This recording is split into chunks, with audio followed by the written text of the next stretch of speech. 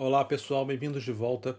Hoje nós vamos começar a explicar os fundamentos de programação orientada a objetos. Tá? Nós viemos falando sobre vários mecanismos de Lua.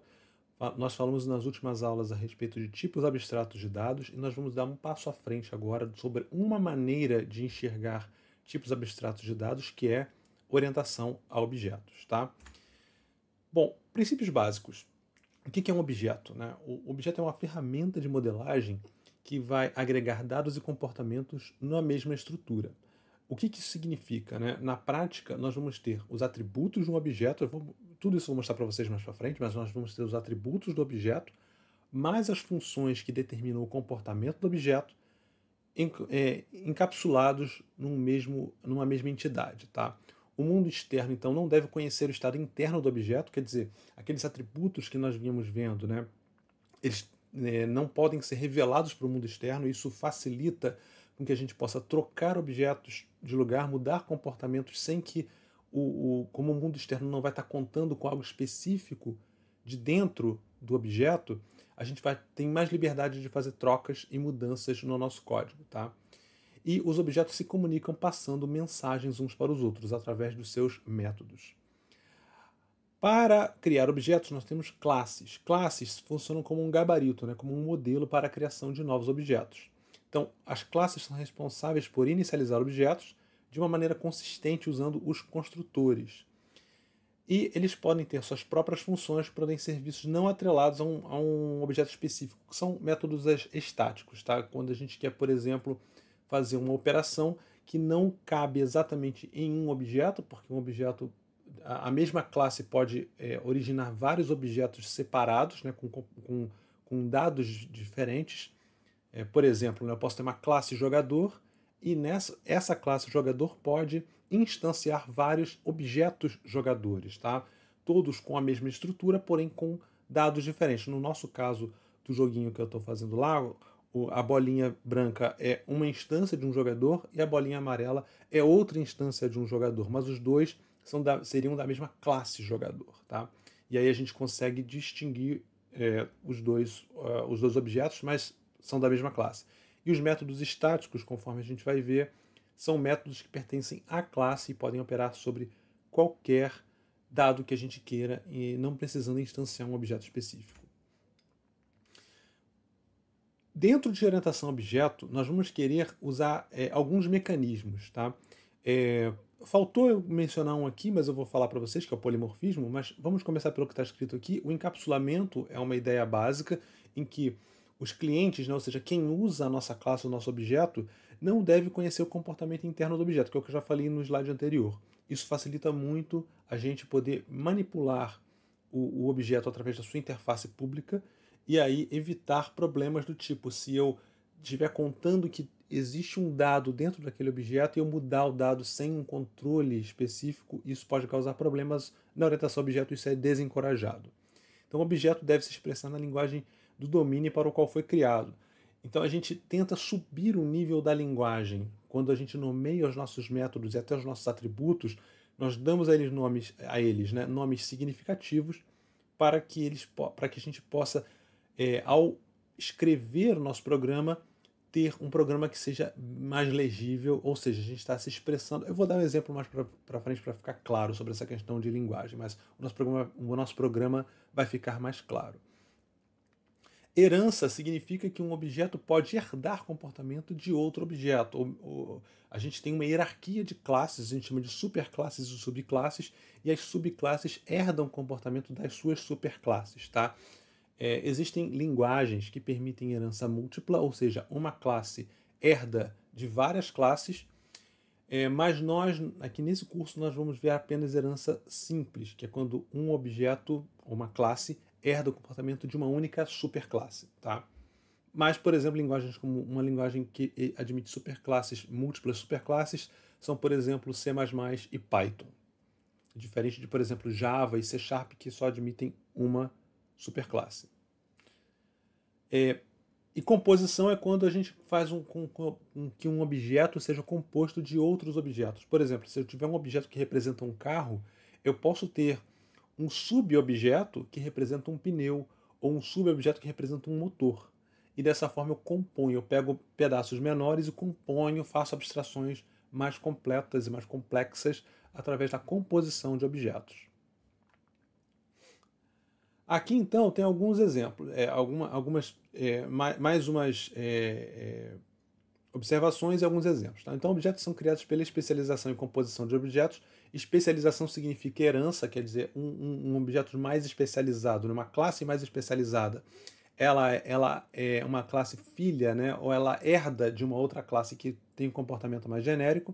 E a composição é quando uma classe usa outra classe no seu interior para compor a sua estrutura. E objetos se comunicam através de troca de mensagens, ou seja, são os métodos. Aqui eu coloquei exemplo em 3 linguagens. A primeira aqui em cima é C#, que eu tenho uma classe chamada console, e essa classe tem um método chamado writeLine, um método estático da classe console. E ela vai imprimir essa string, funciona, tá, para o console, esse é C#. Aqui em C++ eu tenho um outro exemplo, esse aqui é um vetor, tá? Então esse meu vetor V tem um método chamado pushback, e esse pushback vai colocar um elemento no fim do vetor. E em Lua você tem o file close, ou seja, fechar um arquivo. Você tem um objeto file que tem o seu método close, e aí você usa isso em Lua para fechar um arquivo depois de tê-lo aberto. Objetos possuem um estado interno, atributos, e uma interface pública, métodos. Ou seja, normalmente a gente quer que os nossos atributos sejam privados e os nossos métodos sejam públicos, tá? De modo que a gente possa esconder o estado interno e manter uma interface pública que sabe como mudar esse estado interno do objeto de uma maneira segura e consistente. Por isso, o estado interno só deve ser alterado através da interface pública que o objeto oferece para a gente. Uma maneira visual da gente representar com mais facilidade um projeto orientado a objetos é através do ML. Então, o ML significa Unified Modeling Language e que tem vários diagramas diferentes que nos ajudam a enxergar a hierarquia de classes, ou tanto a hierarquia de classes em termos de herança e composição, como também tem outros diagramas que nos mostram o comportamento de algoritmos. Tá? Aqui na tela nós temos 2 exemplos diferentes. Esse aqui mais da esquerda é um diagrama de classes e esse aqui mais da direita é um diagrama de sequência. O diagrama de classe mostra exatamente como um objeto está estruturado. Então eu tenho aqui, por exemplo, um objeto jogador que é composto de um conjunto de peças. Isso aqui não está mostrando, mas eu tenho, né, que é um jogo de xadrez, né, eu tenho aqui um peão e um bispo. Então o jogador tem um conjunto de peças, tá? Essas peças, por exemplo, eu posso ter a cor da peça. Assim, isso, gente, tem várias maneiras de se abstrair um jogo, de se representar o jogo. Eu não sei se essa aqui é a melhor, eu só quis colocar um exemplo didático. Mas basicamente a ideia é que eu vou ter um conjunto de peças, tá? Aqui, embora eu tenha um losangozinho, eu posso ter mais de um, tá? Eu poderia ter indicado aqui, por exemplo, que são as 16 peças do jogo, tá? Para cada 8 peões e assim por diante. Mas eu posso ter uma ou mais aqui nesse caso, tá? Já a minha peça tem o atributo cor, né? Porque isso está me dizendo a quem pertence. Se eu quiser tanto indicar isso para imprimir o jogo na tela, desenhar o jogo na tela, quanto para definir o dono da peça, porque cada jogador tem uma cor, né? Um é preto, um é branco, ou se eu quiser um fora do padrão, eu posso definir cores diferentes. Mas então toda a peça tem uma cor. Esse atributo cor, ele é compartilhado pelas subclasses, então as subclasses conseguem, embora eu não tenha representado aqui como isso aqui é uma relação de herança, tá? As minhas subclasses vão de alguma forma ter a mesma cor da peça que eu instanciei aqui. E eu tenho um método que é o moveTo, que é mover para no caso de uma posição XY, que é uma coordenada no tabuleiro. E cada peça tem a sua maneira de se movimentar. Então o peão tem a sua maneira de se movimentar e o bispo tem a sua maneira de se movimentar, que são diferentes. Então, para isso, eu tenho que sobreescrever o método na subclasse, para que o meu movimento seja validado ou não. Você vê que o método retorna um boolean, ou seja, true ou false, indicando se aquele movimento é válido ou não. Né? O peão, em princípio, ele só se move para frente, né, salvo em algumas exceções, quando ele vai capturar uma peça ou fazer um en passant, enfim. Então, se eu tentar movimentar ele para um quadrado que não seja válido, essa função aqui me retorna falso e o movimento não pode ocorrer, tá? Essa é a modelagem que está aqui agora. Já o bispo só se move em diagonal. Então, o bispo, por exemplo, da Casa Branca sempre fica na Casa Branca e o da Casa Preta sempre fica na Casa Preta. E daí por diante, eles vão se encontrar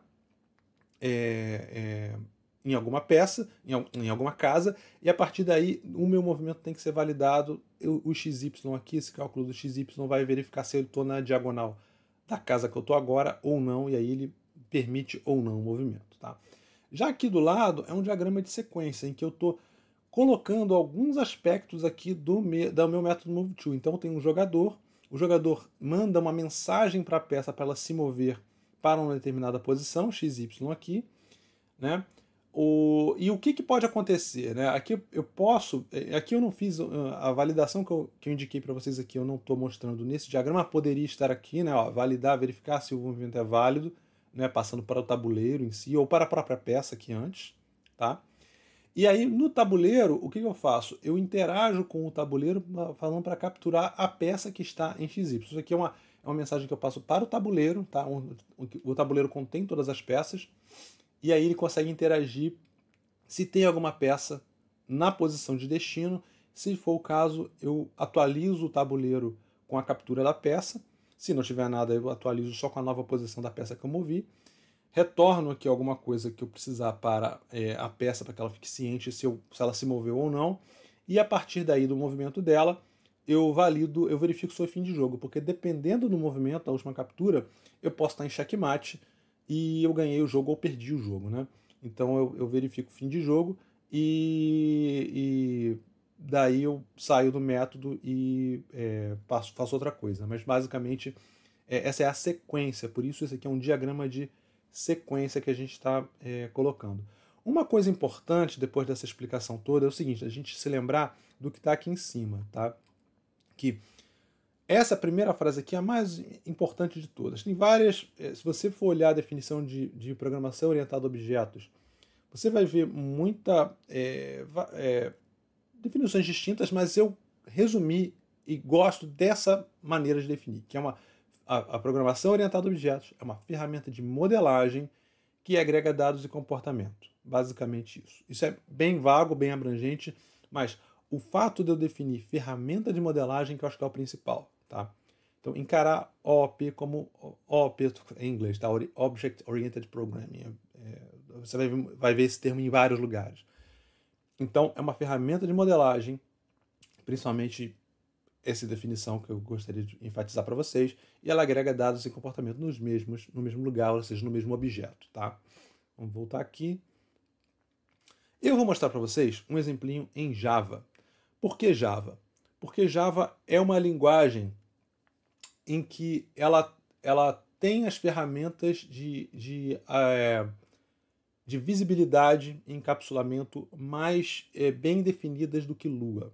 Lua é uma linguagem que o paradigma principal de Lua é uma linguagem procedural, em que a gente escreve procedimentos, tem tipos de dados que a gente pode fazer com tabelas, com agregados através de tabelas, mas que não tem suporte nativo à orientação a objeto.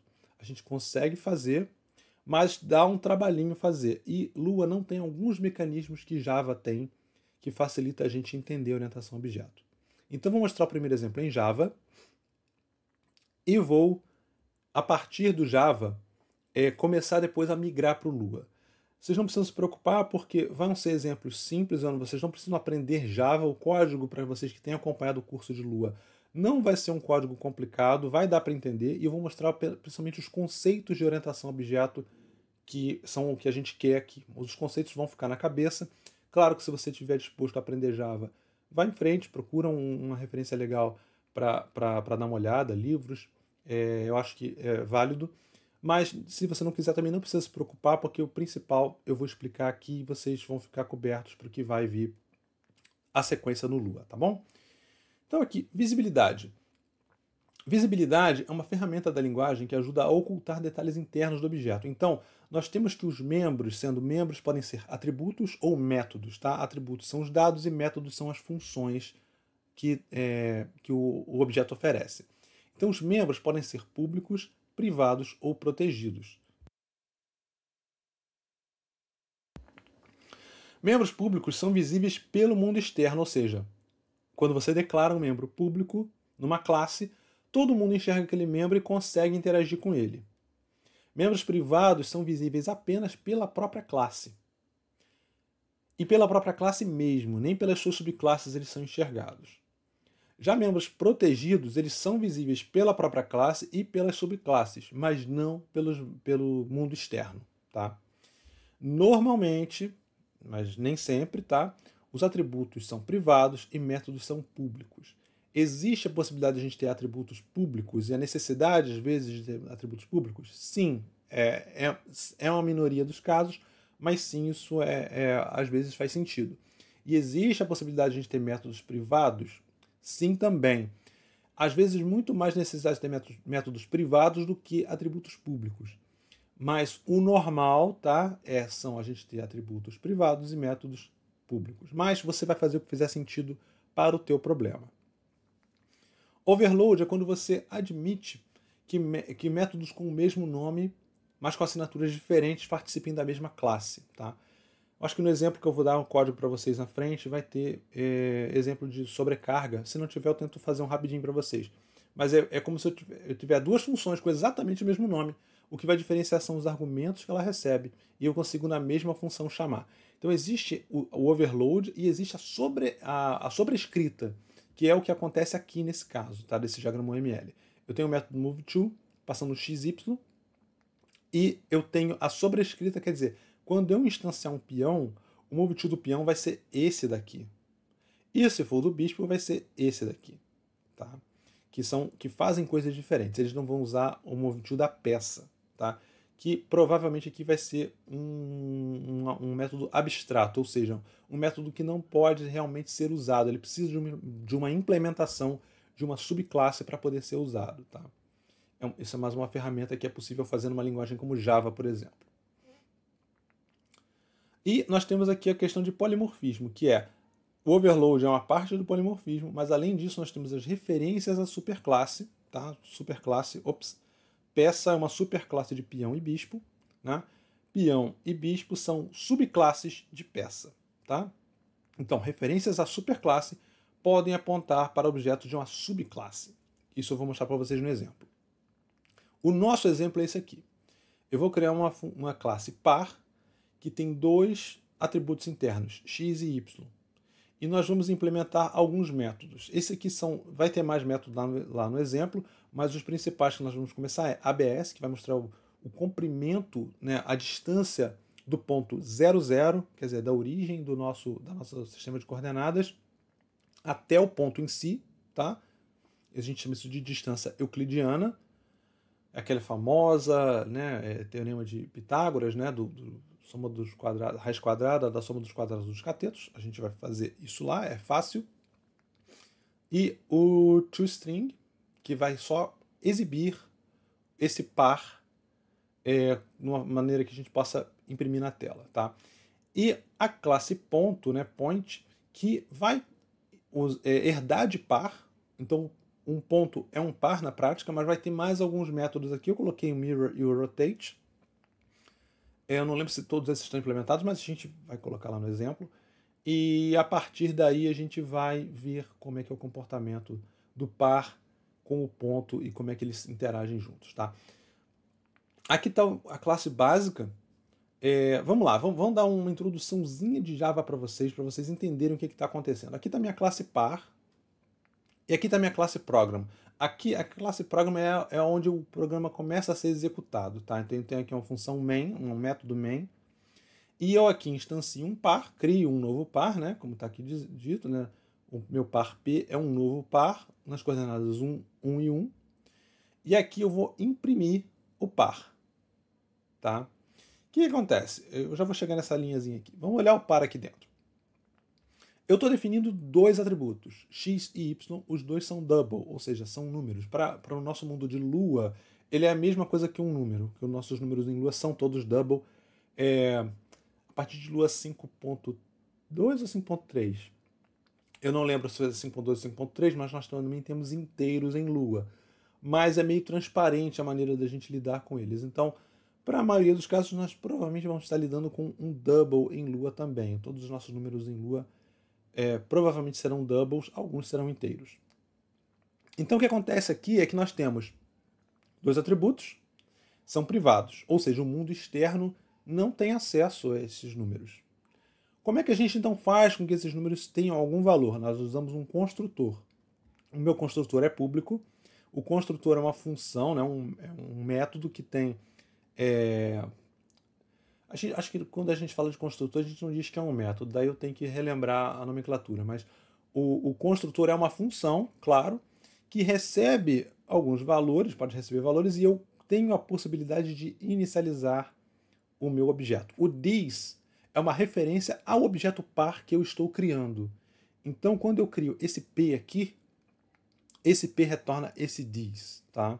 Então, esse this é um objeto implícito interno que já existe no nossa classe, e esse objeto é exatamente o objeto que eu estou montando agora, é o par que eu estou montando. Então eu faço que o this.x é o meu x, né? Então populei o x, que é esse this.x é exatamente esse x aqui. E meu this.y é exatamente esse y aqui, enquanto esse x é o parâmetro e esse y é o outro parâmetro, tá? E aqui eu tenho um método que é o ABS, que é o valor absoluto. Como eu falei, é a raiz quadrada, né? MathSQRT. Lembra que eu te falei de métodos estáticos lá na minha explicação? Então o MathSQRT não precisa de eu instanciar um objeto para eu chamar a raiz quadrada. E aqui a mesma coisa do MathPoll, que é a potência, né? Que eu estou elevando x ao quadrado e elevando y ao quadrado. Então eu estou x ao quadrado mais y ao quadrado, e da soma dos dois eu tomo a raiz quadrada, e isso é o que é o meu ABS. O que eu estou fazendo aqui é criando o meu par, 1, e estou imprimindo o valor absoluto dele, estou imprimindo a distância. Para vocês entenderem, eu fiz um pequeno exemplo aqui no GeoGebra, que é basicamente isso aqui. Eu tenho o meu par 1, e eu tenho o meu valor ABS, que é esse cara que tem aqui, é exatamente o comprimento dessa linha que está aqui. Tá? Nesse caso, 1, ele é 1,41, mais ou menos, esse número está truncado, mas é 1,41 porque ele é raiz quadrada de 2, né? Porque se a gente ver aqui na fórmula, 1 ao quadrado é 1, mais 1 ao quadrado, que também é 1, 1 mais 1 dá 2, e raiz quadrada de 2 dá mais ou menos 1,41, que é esse comprimento aqui, tá? Então, é isso que esse programa até aqui está fazendo. Eu crio um par, imprimo um par na tela. Já vou mostrar isso para vocês. O que eu estou mostrando para vocês aqui, isso aqui eu não posso fazer. P.y igual a 0, tá? Não posso fazer. Por quê? Porque o meu par tem um atributo privado, que é o y, que eu não posso acessar de fora do par. A minha classe program não é um par, não tem nada a ver com par, ela é só o programa que eu vou executar. Então aqui eu não posso fazer isso aqui. Para que eu possa, depois de criar o par, mudar esse y, eu vou precisar ter algum outro mecanismo. Vamos lá. O mundo externo não pode acessar membros privados, foi aquele exemplo que eu acabei de mostrar. Né? Então, e para isso a gente vai precisar de getters e setters. Tá? Isso é... O mundo Java trabalha dessa forma. Tá?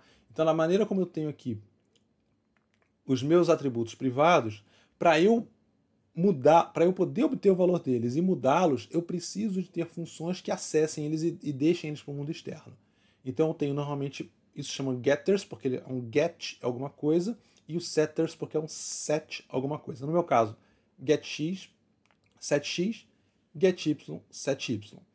O meu get retorna o valor que eu quero, tá? Aqui eu poderia ter um this.x aqui, mas se eu não tiver nenhuma outro x, eu só referenciar um x dentro da classe, é porque é o this.x, não tem problema. Aqui a mesma coisa, esse aqui é o this.y, mas eu posso omitir o this, tá? E esse cara vai retornar exatamente os valores que eu quero. Já aqui no setx, 7y, como eu tenho um x sendo passado aqui para eu mudar o valor, eu preciso ser explícito, senão ele não vai saber qual x eu estou falando. Então aqui eu tenho que dizer this.x recebe o novo x e o this.y recebe o novo y. Tá? Atenção especial com setters, pois nem sempre queremos dar acesso. Isso é importante. É possível que eu não queira que seja possível mudar o valor interno de um par. Por quê? Porque imagina que eu tenho um par que é usado em vários lugares, tá? E aí vem algum trecho do meu código que muda a posição do ponto, mas os outros lugares onde eu estou usando esse ponto não estão contando com isso, tá? Então pode ser prejudicial que eu mude o valor interno do par, que eu mude a posição desse par. Então, o que talvez seja uma estratégia interessante é, em vez de eu mudar o valor interno de x e y, dependendo do meu programa, eu posso querer, não. Se eu quiser um x e y diferente, eu crio um novo par com valores diferentes.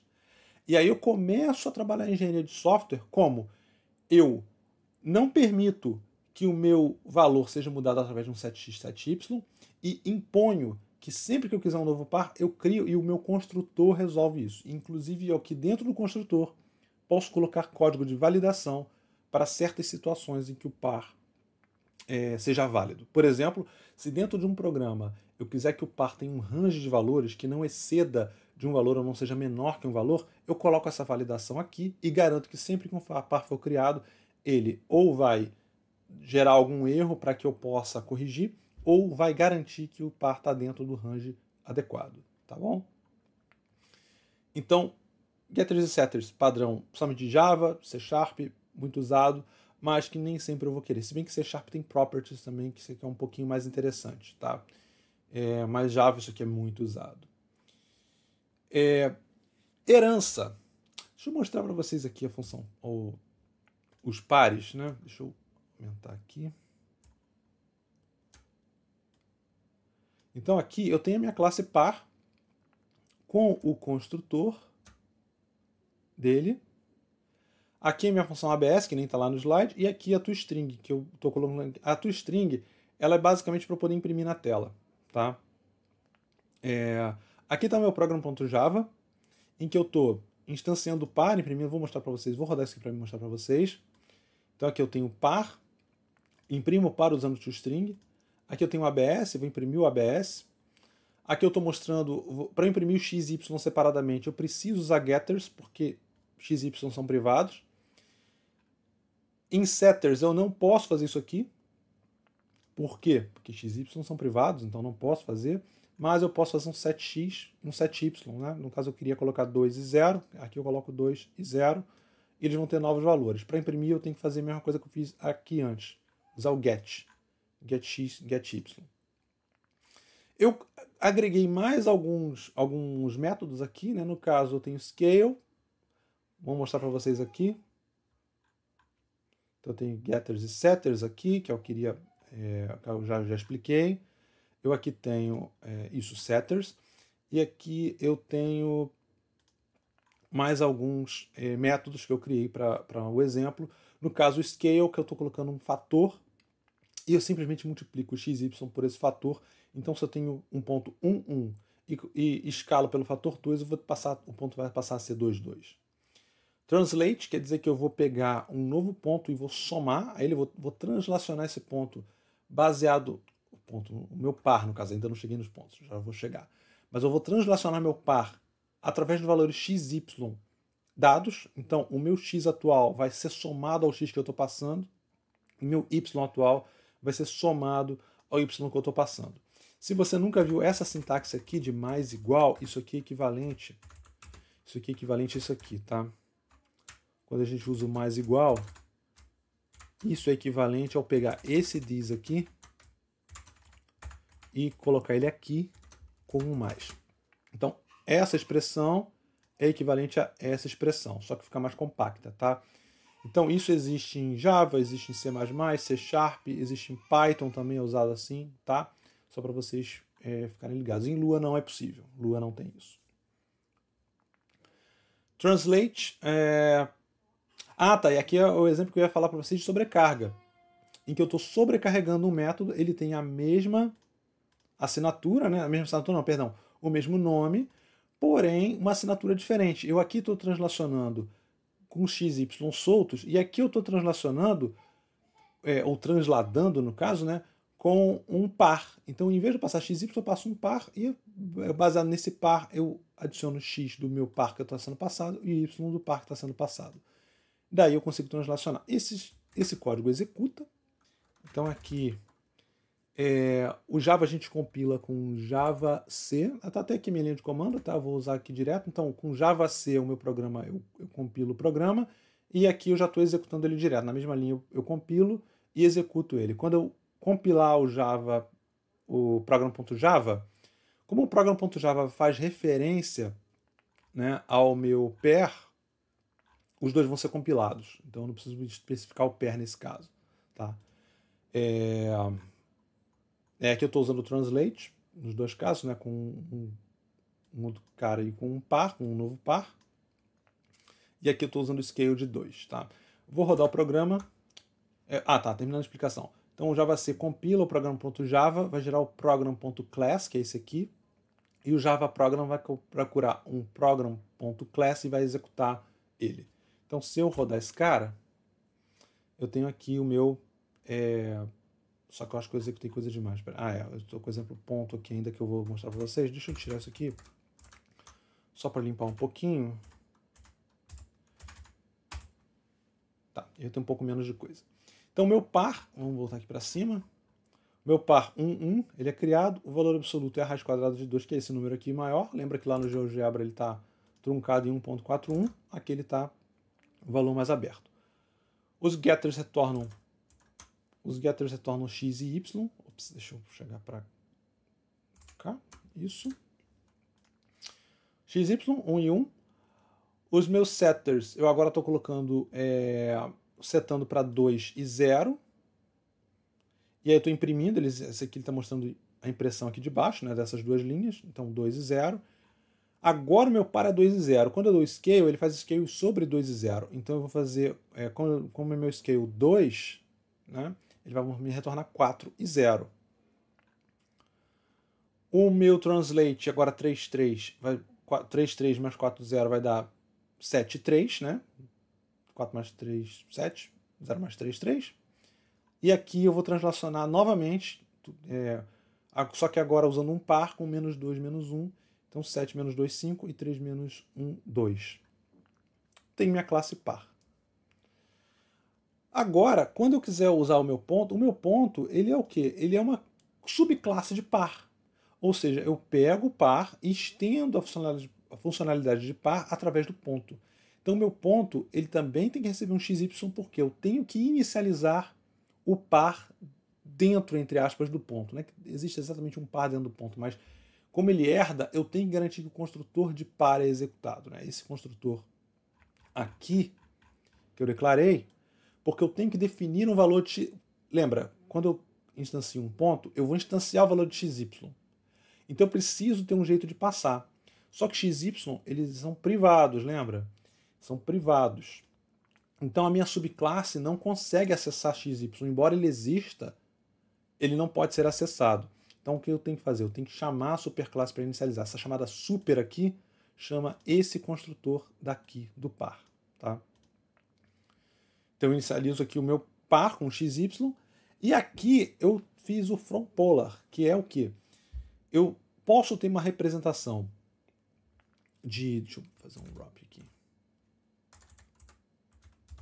Tá? Eu posso ter representação chamada cartesiana e a representação polar de um ponto. A representação cartesiana é a que a gente está usando de xy. A representação polar é essa aqui, olha. Nós temos aqui cartesiana 1, 1, e a representação polar ela usa o comprimento que a gente já obteve através do ABS, mais o ângulo, tá? Normalmente não assim, aqui está mostrando o ângulo em graus, a gente usa normalmente o ângulo em radianos, ou seja, aqui seria π sobre 4, tá? Π sobre 4 radianos. Mas vamos mostrar o ângulo aqui mesmo. Então, uma maneira de se representar esse ponto seria pegar um valor de comprimento desse segmento, mais um valor de ângulo, e isso define esse ponto. Então eu poderia colocar 1,41 e 45 graus. E isso define esse ponto também. O que o meu código está fazendo é admitindo que eu faça, né, que eu passe o raio, né, que você imagina que isso pode como é coordenada polar, isso poderia definir um círculo, né, com esse raio e percorrendo todos os ângulos, tá? Então eu tenho o R como se fosse um raio, tá? Ou seja, a distância do zero até meu ponto, e o θ, que é o ângulo, tá? Só que o que acontece? O meu ponto, ele é XY, ele é definido como cartesiano. Eu não posso colocar esses valores de raio e θ direto no XY, senão eu não vou representar esse cara direito, eu vou representar um outro ponto, né? Vai fugir a minha expectativa. Então eu tenho que converter de polar para cartesiano antes de chamar o meu construtor aqui XY. Isso é feito através dessas fórmulas, tá? Então meu x é r cosseno θ e o meu y é r seno θ. Com isso eu tenho xy e eu posso salvar o meu ponto no lugar correto. Se eu habilitar agora o código que eu desabilitei antes, que está aqui no meu program.java, o que eu estou fazendo, né? O meu exemplo do ponto, vou também desabilitar aqui. O que eu faço? Eu defino um ponto com valor 1, 0, e depois eu rotaciono ele. Ou seja, em vez de ele estar 1, 0, como eu estou rotacionando ele de π sobre 2 são 90 graus, tá? É porque a gente tem que passar os ângulos em radianos aqui para as funções matemáticas. Então aqui, π sobre 2 é 90 graus. Eu espero que quando eu for ver esse ponto, ele seja 0, 1, quando eu imprimir ele aqui. Ele tem que ser 0, 1. E depois o que eu tento fazer? Eu tento pegar um ponto e colocar ele sobre forma, introduzir ele como forma polar. No caso, eu estou passando o ponto 1, π, com um ângulo π, ou seja, esse ângulo com raio 1, né? E ângulo π. O ângulo π é do outro lado, ou seja, esse ponto é um menos 1 na prática, né? Menos 1, 0, tá? Porque é menos 1x, 0y. Então eu estou esperando que ele seja o menos 1, 0, tá? Em forma cartesiana. E eu vou imprimir esse cara, tá? Provavelmente, o que vocês vão observar, não vai dar exatamente 0, porque vai ter algumas perdas de precisão. Eu vou deixar um link aqui em cima para vocês verem minha aula sobre ponto flutuante arredondamento, em que vai explicar o porquê que a gente vai ter alguns resultados um pouco diferentes. E o que eu estou fazendo aqui é colocando no try catch, porque o meu ponto, ele verifica se o meu raio é menor que 0. Não faz sentido passar um raio menor que 0. Então, se for menor que 0, eu vou lançar uma exceção dizendo que o meu raio não pode ser menor que 0. É isso que está escrito aqui, tá bom? Então, se o raio for menor que 0, eu estou fazendo uma validação que lança uma exceção e não permite que eu continue e crie o meu ponto de uma maneira inconsistente. A partir daí, eu vou ter o ponto criado e eu posso imprimir aqui na tela o valor do ponto, tá bom? Vamos lá, vamos rodar essa parte do código. Eu acho que eu vou até, só para despoluir, vou comentar a parte do para aqui. E vamos recompilar e executar. Então, olha, como eu falei, apareceram uns números bem estranhos aqui, né? Só que repara, 6.12, né? Elevado vezes, esse E aqui significa vezes 10 elevado a menos 17. Isso é muito pequeno, tá? Então, na prática, esse número aqui é praticamente zero, tá? E esse número aqui também, 1.22 vezes 10 elevado a menos 16, também é um número muito pequeno, tá? Então, na prática eu tenho 0, 1, e lembra que o outro era com o π, né?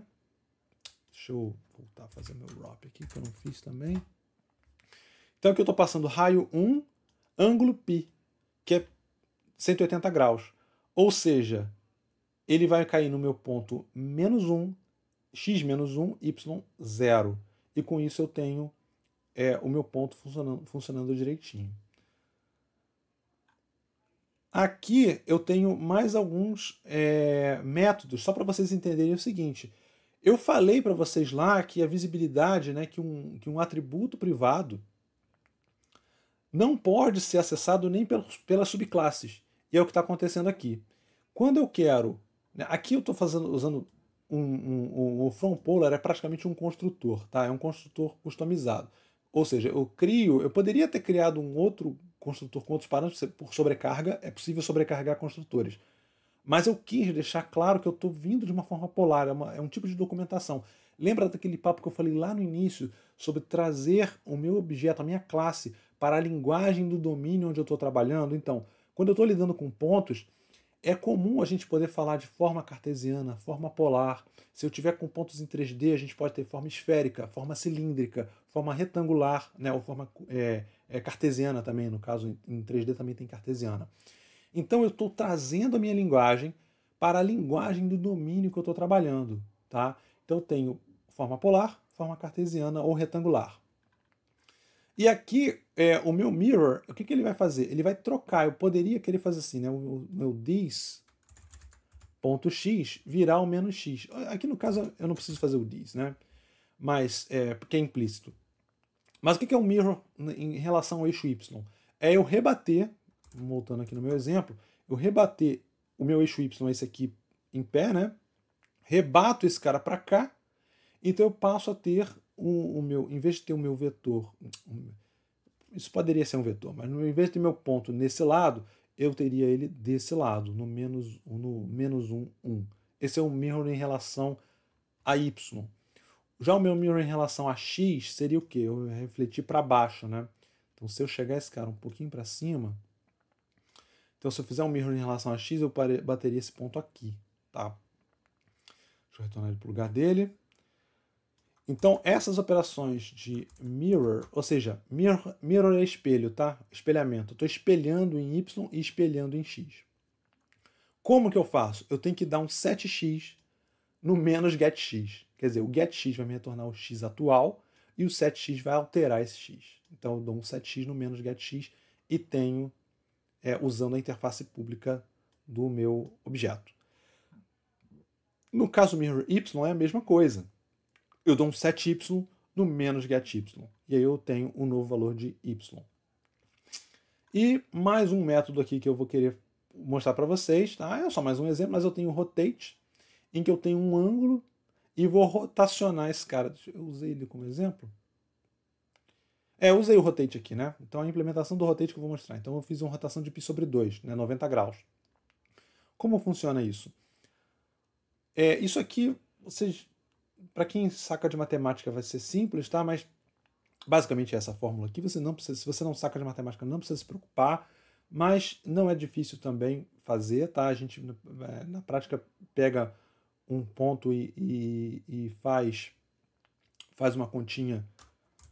Para você fazer isso aqui, você pega esse ângulo alfa e joga um ângulo θ em cima, joga um outro segmento com ângulo θ em cima, e quando você fizer as relações, né, do seu x e y inicial, né, porque o seu x aqui vai ser r cosseno θ, né, o cosseno alfa no meu caso aqui, e o meu y vai ser r seno alfa nesse caso aqui, né.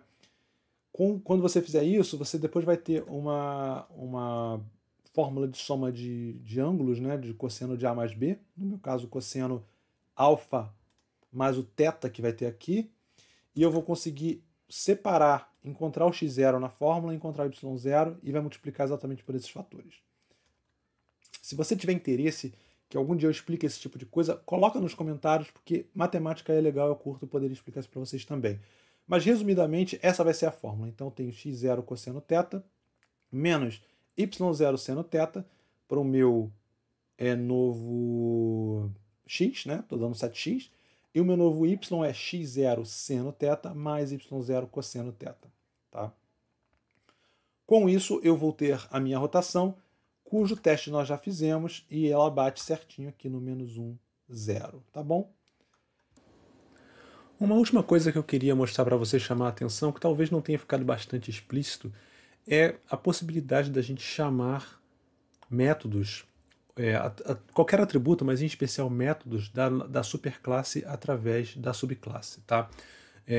Talvez a questão do privado, público tenha ficado claro, mas eu não mostrei com muita clareza a questão de como a gente chama os métodos. Né?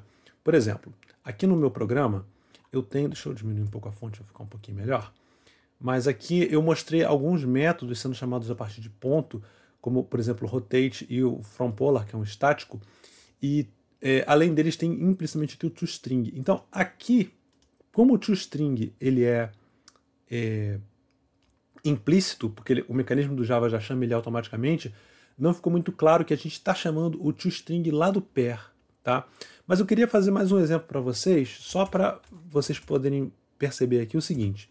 Eu tenho meu ponto, então eu posso vir aqui e dar um print, né? Dar um system.out.println. Estou me complicando aqui, tá? Println, só que eu quero passar agora o meu point.abs. Se você lembrar, o ABS não está definido em point, ele só está definido em pair. Tá? Esse exemplo que eu ainda não tinha dado ao longo desse vídeo. Então, o point, porque ele é uma subclasse de pair e porque ABS é um membro público, no caso, né? Quando eu chamo aqui o meu método ABS, ele é um método público, então eu posso, dentro de program, eu posso chamar point.abs, que não tem problema nenhum. Tá? Se eu vier aqui agora e executar esse cara, você vai ver que ele coloca um aqui, que é o comprimento dele. Tá? Se eu vier aqui agora e claro, aqui também eu tenho o point aqui, também funcionaria como exemplo, porque esse point, na hora que eu dou um print, o que ele faz? O Java tenta converter ele para string, então ele tenta chamar um método toString da classe point. Só que ele não existe, aqui eu não tenho nenhum toString. Tá? Para isso ficar bem claro, eu vou sobrecarregar agora, vou sobrescrever o toString, que é o outro exemplo que eu queria dar de sobrescrita de método. Tá? Então aqui nós temos a referência ao ponto, né? Vamos voltar aqui. A referência ao ponto chamando um método de pair, o que é legal porque ele é uma subclasse, então pode. Agora o que eu quero chamar é o seguinte, eu quero pegar um método de pair e fazer um novo, e sobrescrever ele para que em point, em vez de eu chamar o toString de pair, que vai fazer, porque tá aqui, né? Ele está imprimindo o par aqui e o par aqui. Só que agora, como esse par que está dentro de ponto eu quero agora mudar, eu vou fazer o seguinte, deixa eu copiar primeiro daqui, vai facilitar um pouco. Aqui em point, eu vou vir aqui e vou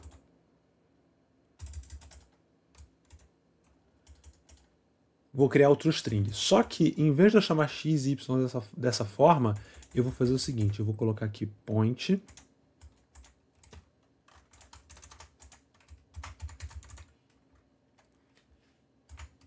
mais, e aí eu vou fazer uma coisa aqui, eu vou chamar super.toString. Por quê? Eu estou agora concatenando esse point com o método super, né, o método, desculpa, né, super assim.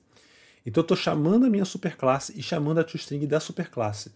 Né? Então eu não precisaria fazer isso, bastaria eu colocar, deixa eu mostrar para vocês antes isso, deixa eu comentar aqui. Eu poderia só colocar isso, não vai ter nenhuma informação útil, mas só para vocês verem que altera. Então agora eu estou com point. Mas além disso, se eu quiser, eu posso chamar o método da superclasse através do super. Então eu pego o valor que eu retornaria do pair e vou concatenar aqui. Então ele agora vai fazer point e o valor do par, né, que é isso aqui. Então point e o par que tinha antes. Então eu consegui sobrescrever o método da superclasse na subclasse. Além disso, tem uma outra questão também que é interessante, que eu também não mostrei para vocês. Em Lua isso não vai ser tão relevante, mas em Java é uma coisa interessante porque a gente tem a gente tem uma linguagem fortemente tipada, né? Estaticamente tipada. Então aqui eu tenho o tipo point, sai daí, cara. Aqui o tipo point explícito, né? Então eu tenho um point new point. Só que eu poderia fazer o seguinte, vamos colocar um exemplo aqui embaixo, um exemplo final. Então eu poderia fazer um point 3, só que em vez de colocar uma referência a um ponto, colocar uma referência a um par, porque como um ponto é um par, o par pode receber um ponto. Se ficou confuso, vocês vão entender agora. Eu posso colocar um pair chamado point3, que pode ser qualquer nome, tá? E esse cara recebe um new point, e eu vou colocar aqui 3, 4. E agora o que eu posso fazer, qual é o detalhe? Como esse cara é um pair, eu não posso chamar método de point, mas eu posso chamar método de pair. Então eu posso dar, por exemplo, um point 3, um system.out.println do meu point 3.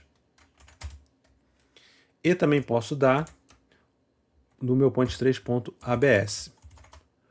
Então, como um point é um par, eu posso usar um objeto point e tratá-lo como um par. Essa que é a ideia, tá? E isso é bastante útil porque como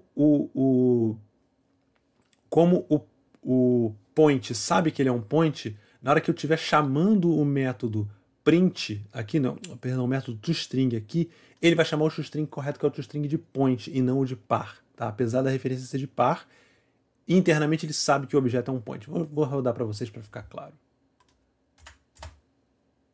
Então, olha só. Eu aqui criei o point 3, 4. Deixa eu dar um espaço aqui para ficar um pouquinho mais visível isso, né? Para a gente não ficar tudo tão colado.